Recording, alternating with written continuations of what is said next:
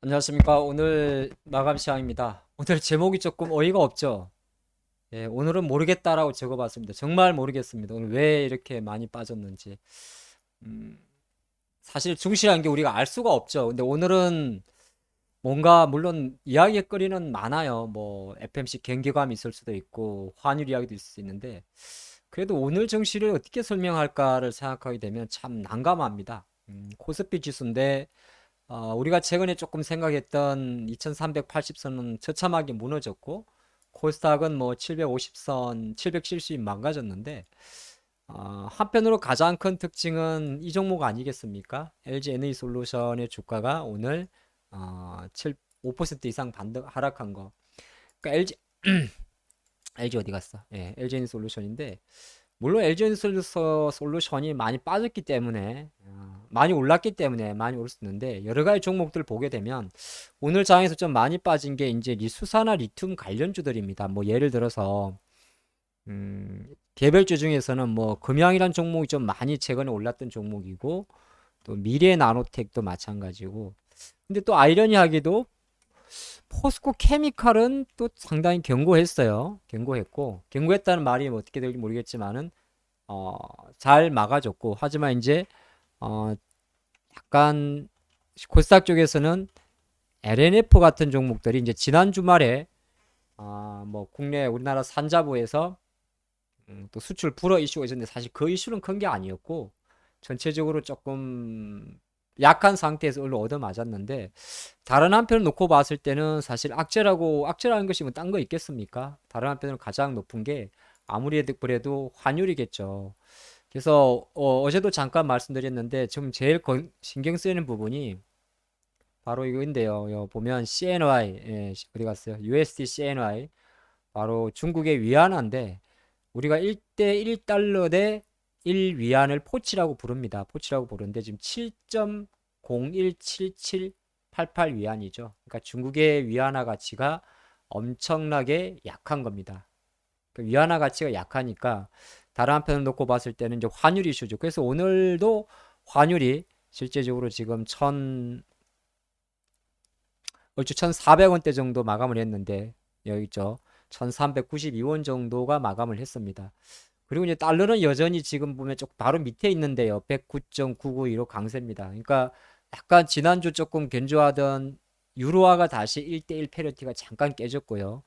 이번 주에 일본 오늘은 휴장이었습니다. 장은 휴장이었지만 일본의 엔화가 다시 여전히 환율은 뭐 열리니까 144면 정도 뭐 여기 환율이겠지만은 그러니까 환율 이슈 말고는 그렇게 설명할 게 없을 것 같아요. 실제적으로 오늘 투자자별 동향에서 보면 특별히 외국인들이 주식을 많이 판 것도 아닙니다. 뭐 여기 볼 수 아시겠지만은 개인 외국인들이 5억 팔았어요.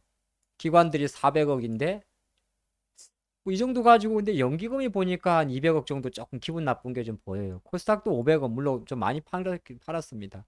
근데 오늘은 또 어떤 현상이 있었냐면 선물 시장에서 지난주 금요일과 좀 비슷하게 목격이 됐는데 장 막판에 또 외국인들이 이렇게 3시 넘어서 갑자기 쇼커버가 들어오는 모습도 좀 보였습니다. 그러니까 다른 한편으로는 지수가 이렇게 뭐 코스피가 이렇게 1%, 코스닥이 2% 이상 빠질 게 없는데 가만 놓고 보면 빠졌으니까 아하 그렇게 볼 수가 있겠죠. 뭐 어떻게 볼 수 있습니까? 시가총액 상위 종목이 많이 빠진 거죠. 그래서 코스피 쪽에서는 확실히 삼성전자나 하이닉스는 나름 버텼는데 삼성 바이오로스 같은 경우는 억울한 상황이에요. 얘네들은 90% 정도가 달러 베이스입니다. 그러니까 원화 강세 이것도 안 먹히는 거예요. 원화 강세면 삼바가 빠지면 안 되지.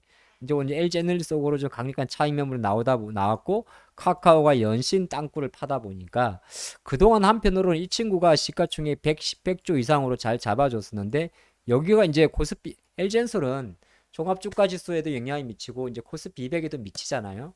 그러다 보니까 LG엔솔하고 카카오가 말아먹었다 이렇게 볼 수도 있는데 이 표현은 너무 좀 지나친 이야기고 다른 한편으로는 LG 에너지 솔루션의 약세 매물을 다른 쪽으로 어느 정도 소화가 안 됐다. 그리 볼 수 있습니다. 쉽게 말해서 LG전설에서 빠진 자금이 골고루 만약 삼성전자나 삼바라든지 SDI나 자동차로 들어갔으면 괜찮았겠습니다만은 빠지는 자금은 많았고 빠져서 들어가는 자금이 작았다. 그렇게 분석할 수가 있고요.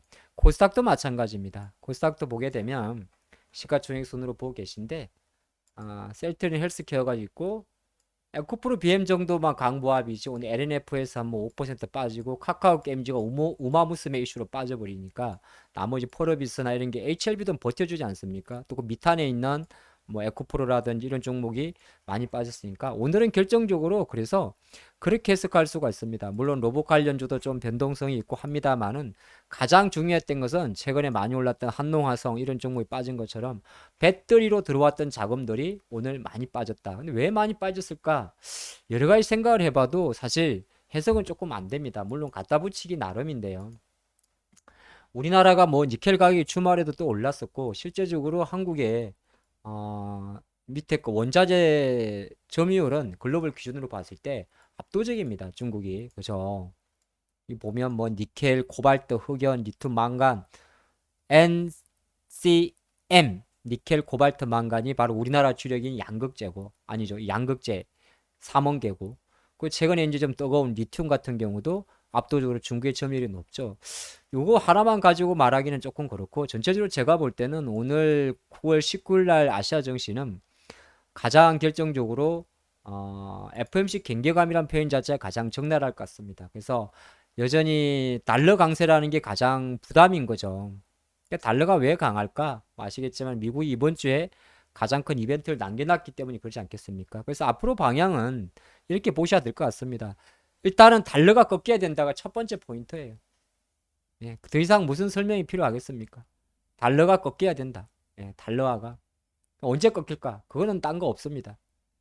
어쨌든 미국이 금리를 올려야 될 것 같고, 예, 올리긴 올리는데 어느 정도 올리냐. 그러니까 달러가 꺾일 때 두 가지를 같이 볼 건데, 채권도 같이 꺾여야 됩니다. 안 꺾여요.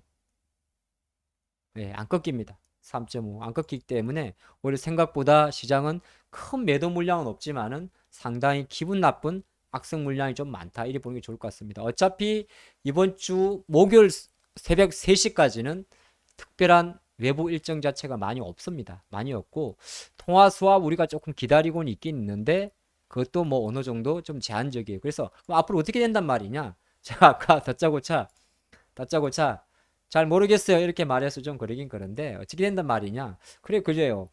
어쨌든 환율은 우리가 통제할 수 있는 변수가 아니니까 현재 중요한 건 뭐냐 하면 나스닥도 밤새 나름 우리가 말했던 11,500선 밑으로 내려가 있어요.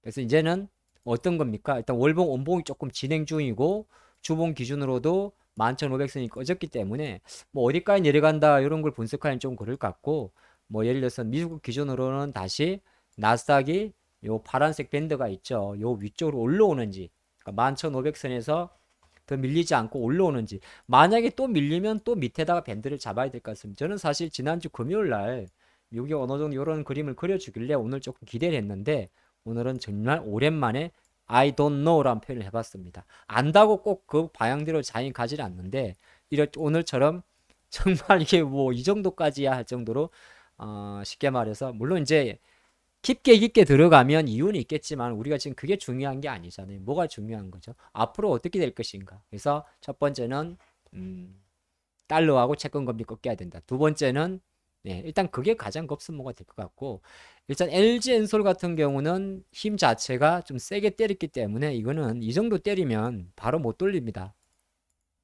웬만해서는 바로 못 돌려요. 그렇기 때문에 이제 이거 이런 종목들은 근데 그렇다고 내일도 그럼 5% 빠지냐 그러진 않죠. 일정 부분 숨고르기로 들어갈 겁니다. 근데 숨고르기로 들어갈 때 정말 자동차주들이 다시 한번 힘을 발휘해서 자꾸 당겨주는지 이런 게 좀 투자 포인트가 될 것 같아요. 뭐 배터리도 그다음 배터리고 무조건 죽었습니까? 그 말은 아닌 것 같습니다. 왜냐하면 태조이방원이라는 그런 어떤 올해 신조류에서 가장 강력한 거는 태양광도 아니고 제가 있는 가운데 있는 이입니다. 이. 이거는 왜? 현대차, 기아차가 어쨌든 버티는 이유 중에 하나가 전기차기 때문이죠. 그렇죠. 그래서 그거는 맞추지 않는데 이제 투사나 리튬 관련주로 몰렸던 좀 지나친 이 수급 자체 같은 경우는 조금 쉴 수도 있을 것 같아요. 근데 사실 많이 올랐어요. 미래 나노텍 같은 종목들 야 많이 올랐어요. 거의 더블 정도는 예상이 올랐죠. 강원에너지 같은 기업들 아무리 작업을 잘했다 하더라도 이미 작업한 겁니다. 대주주가 워낙 현금이 많으니까 유튜브니까 하는 이야기인데 어쨌든 이런 종목들은 이제 어느 정도 고점에 대한 신뢰도가 되게 높아지는 거고요. 근데 이런 자금 자체가 오늘 조금 쇼크가 좀 컸지만은 내일부터는 조금 이제 골고루 잘 퍼져주는지 이게 포인트가 될 것 같아요. 이렇게 영상 찍으면서 잘 모르겠다고 말하는 경우가 맞든 틀리든 우리는 다 안다고 이야기를 하는데 오늘은 잘 모르겠네요. 하지만 좋아요는 꼭 눌러주셔야 돼요. 네, 내일은 깔끔하고 명확한 이야기로 다시 인사드리도록 하겠습니다. 조금 시간이 늦었는데 내일은 좋아야죠. 자, 오늘 여기까지요.